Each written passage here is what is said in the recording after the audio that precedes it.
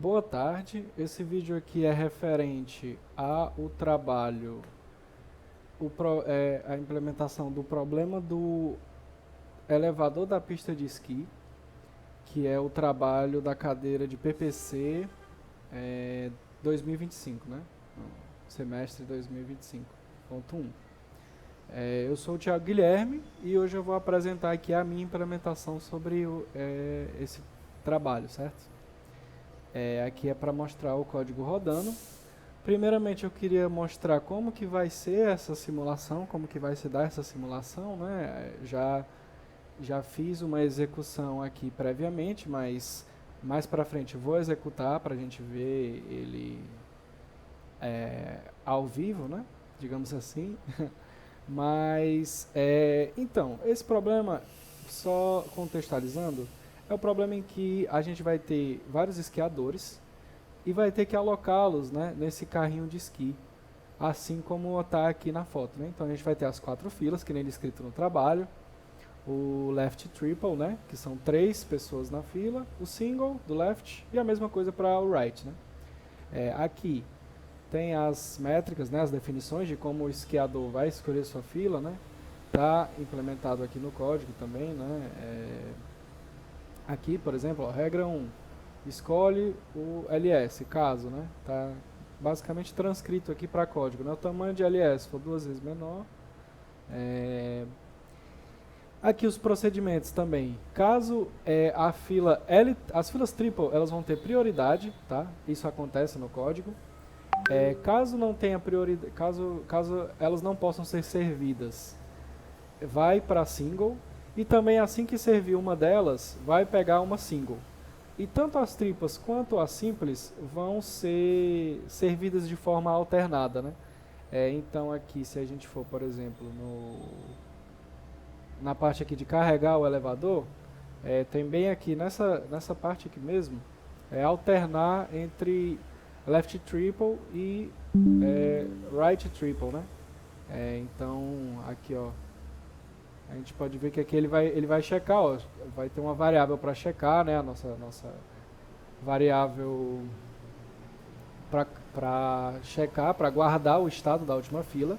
Por exemplo, aqui, caso ela tenha sido left da última vez, ele vai tentar então pegar o right, né? E isso daí vai acontecer para todas as filas dessa verificação.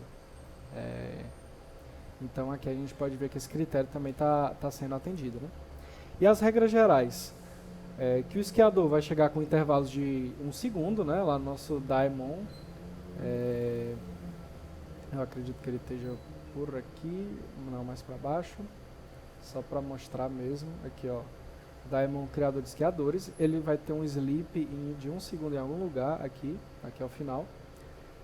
E o nosso elevador vai funcionar de 5 em 5 segundos, né? Então ele também vai ter esse sleep, né? Elevador aqui funciona a cada 5 segundos, certo?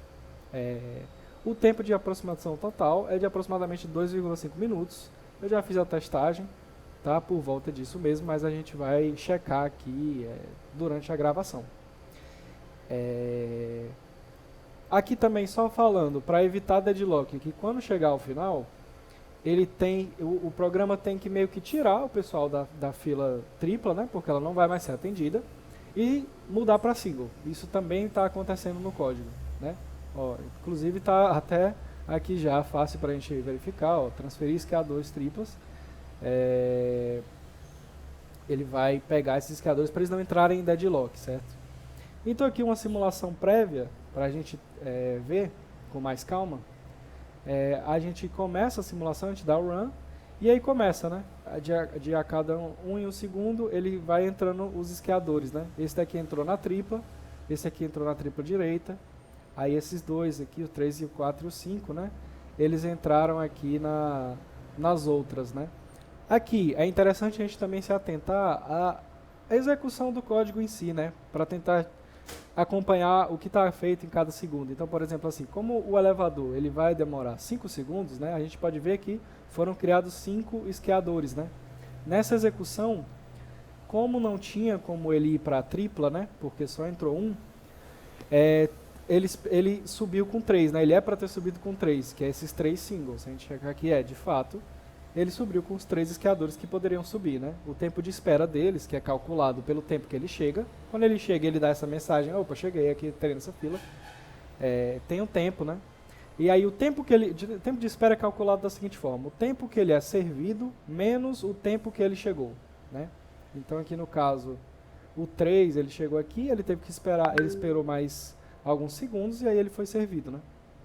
Aí aqui, os outros vão sendo criados assim, enquanto o elevador vai subindo, né? Esses processos aqui, né? Esses threads morrem. E aí o elevador ele vai subindo, né? Enquanto ele está aqui voltando uns 5 segundos, vai chegando mais, né? Chegando aqui na single direita. Entraram muitos na singles, né? Entrou mais um aqui na tripla. E novamente o pessoal aqui só o da single subiu, né? Porque o pessoal da tripla, apesar de ter prioridade, nesse momento aqui não tinha como, né? E aqui a gente pode checar que eles estão sendo servidos de forma alternada, né? Direita, esquerda, né? Então, assim, essa parte aqui também está executando tudo nos conformes. Aqui o pessoal entrou mais na single de novo. Esse aqui entrou na tripla direita. Novamente, só a single foi servida, porque, se eu não me perdi, é para ter 2 em cada um. Aqui, todos entraram na single de novo. Que coincidência. De novo, a single sendo servida, o tempo de espera deles baixo, né? Aqui, novamente, eles entrando na single e sendo servidos. Aqui de novo, eles entrando, aqui novamente, singles, e aqui, pronto, era aqui que eu queria chegar. O esquiador 40 entrou na fila tripla, certo? A gente tinha 2, é para ter 3. Teoricamente agora ele vai escolher a tripla porque ela tem prioridade. E de fato foi o que aconteceu. Esses 3 esquiadores que entraram na tripla foram servidos. Você pode ver aqui, que interessante, né? O primeiro esquiador do nosso código, ele entrou na tripla. E ele teve que esperar até agora para ser servido, porque não estavam entrando na tripla, né? Então, o tempo de espera dele foi o tempo em que ele foi servido, menos o tempo que ele entrou, né? Como ele foi o primeiro a entrar, a gente pode dizer que o código aqui está por volta aí dos seus 40 segundos, 43, por aí, né? De execução, porque ele é o primeiro a entrar, então o tempo que ele chegou assim é quase 0, né? O tempo que ele chegou é 1, né? Aí aqui o tempo dele, muito maior, porque ele teve que esperar a tripla encher. Já esse daqui, como ele foi o último, o tempo dele foi muito baixo, né? Ele entrou, preencheu a condição e foi. E aqui vai continuar, né? Vai continuar as viagens, está tudo ocorrendo assim como deveria. Aqui a gente pode se atentar só mais algumas coisas, né? Por exemplo, aqui ele está viajando. Quando ele criar o esquiador número 120, vai parar de ter essas mensagens de esquiador, vai ter só as mensagens do elevador, né? Porque todos já foram criados, mas aí começa a chegar outra parte interessante, que é justamente um pré-requisito do trabalho, que é essa nova mensagem. O esquiador 112 foi transferido da fila tripla para a fila single. Por quê? Porque esses 2 esquiadores, os 2 estavam lá. Mas como não ia chegar mais ninguém, eles foram movidos para single, porque se os 2 ficassem na tripla e não fossem movidos, eles iam entrar em deadlock, esperando um terceiro esquiador chegar que não queria chegar, né? Aqui eu acredito que aconteceu a mesma coisa pro triple da direita. Tava com 2, faltava só mais um, mas não vai chegar mais esquiadores, né? Tanto que aqui eles são os processos finais, né? A gente pode até ver aqui, tá bem aqui, o 118 entrou, junto com o 117, o 116 foi servido, né, o que entrou logo junto com eles, né, e aí ficou o 117 e 118 esperando, mas eles nunca iam ser servidos, né. O 116 ele entrou nesse grupo aqui. Eles entraram juntos, eles foram criados juntos na fila, mas ele foi com esse grupinho aqui do 107 e do 109, ficou esses 2 de fora, né. Então aqui agora ele vai ter mais viagens, e aqui vai acabar na 31ª viagem com um esquiador. Por que isso acontece? Porque a nossa primeira viagem, como não tinha como servir uma fila tripla, né? É muito difícil que o pessoal vá para a mesma fila tripla, ele acabou subindo com 3, porque eram os 3 que estavam na single. Isso gerou com que acontecesse uma viagem só com um esquiador, lá no final, o esquiador de número 120. Isso até causa um pouco de atraso no código, né? Nessa execução aqui o cronômetro deu 2 minutos e 35, né? Aproximadamente por causa dessa viagem a mais. Aqui a gente pode ver o relatório que ele vai dizer justamente isso. A nossa taxa de aproveitamento foi 97%. Os assentos ocupados foram todos os esquiadores foram servidos. E os assentos disponíveis foram 124, que foi 1 naquela primeira viagem e os 3 nessa última, né? Aqui o tempo de espera médio por fila. Mas agora vamos executar aqui para a gente acompanhar todo esse processo aqui sendo feito, né? Deixa eu descer lá para baixo e botar para rodar. Ó, vou botar aqui o cronômetro por fora, tá? Para a gente acompanhar de fato esse código. Então, assim, para ele dar aproximadamente 2 minutos e meio, descontando o erro humano, né? De eu começar e pausar o cronômetro. Mas, assim, se ele tiver ali, né? Não der um valor muito discrepante, que nos meus outros testes não deu, para o nosso validador aqui externo de tempo bater mais ou menos com uns 2 minutos e meio, né, do código. E aqui a gente pode ver eles sendo criados, eles sendo servidos aqui na viagem 6. Ó. A cada segundo vai sendo criado um e depois de 5 segundos aqui. Ó.